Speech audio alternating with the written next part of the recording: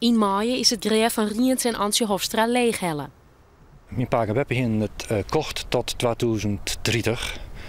En dat we vanuit het begin is dat betellen. Dus tot 2030 zullen er niks mee doen worden mocht. De hervormde kerken jou totdat ze een flater maken had.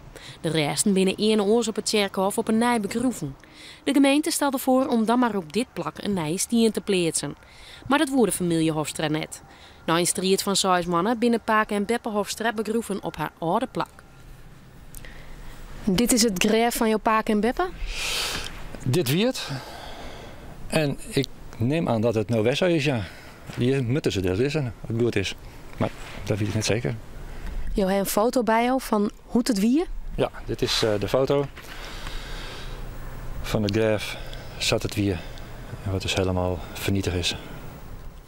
Hofstra mocht net bij de begrafenis wezen. De Wiener Wolf-familieleden die nevens hem minder kritisch binnen. Maar door de gong van zaken vertrouwen Riens Hofstra en zijn zus het niet meer. Zij willen een DNA-test om er wis van te wezen dat Pake en Beppe echt in het graf liggen. Maar de kerk reageert net op dat verziek. Het enige is eigenlijk nog via eventueel de rechter. Dus ik heb een advocaat in Erendom. En dat is nog maar in het beginstadium. Hij zal een conceptbrief opstellen.